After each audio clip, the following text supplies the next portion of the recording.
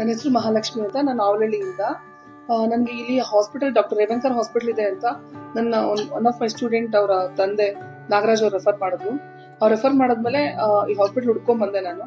ನಾನು ಬಂದಿದ್ದು severe calf ಮತ್ತೆ ಕೋಲ್ಡ್. ಅದರಿಂದ ನಾನು ಕಾಫ್ ಇದೆ, ನನ್ ಕಾಫಿನ ಉಸಿರಾಡಕ್ ಆಗ್ತಾ ಇಲ್ಲ ಅಂತ ನಾನು ಬಂದೆ.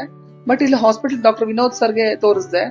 ಸರ್ ಹೇಳಿದ್ರು ಲೈಕ್ ಅಬ್ಸರ್ವೇಷನ್ ಮಾಡ್ಬೇಕು ಅಂತ. ಮಾಡ್ಬಿಟ್ಟು ಅವ್ರು ಕರೆಕ್ಟ್ ಆಗಿ ನನ್ಗೆ ಏನ್ ಪ್ರಾಬ್ಲಮ್ ಇದೆ ಅದನ್ನ ನೀಟಾಗಿ ಕನ್ಸಿಡರ್ ಮಾಡಿ ಅದಕ್ಕೆ step by step proper treatment ಕೊಟ್ಟು ವಿತಿನ್ 2 days ಅಲ್ಲಿ ನಾನು ನಾರ್ಮಲ್ ಆಗಿದ್ದೀನಿ. I am so happy. Treatment ತುಂಬಾ ಜನಕ್ಕೆ ಗೊತ್ತಿಲ್ಲ, ಎಲ್ಲ ತುಂಬಾ ಜನ ದೂರ ಹುಡ್ಕೊಂಡು ಹೋಗ್ತಾರೆ. ಬಟ್ ತುಂಬಾ ಚೆನ್ನಾಗಿದೆ ಟ್ರೀಟ್ಮೆಂಟ್.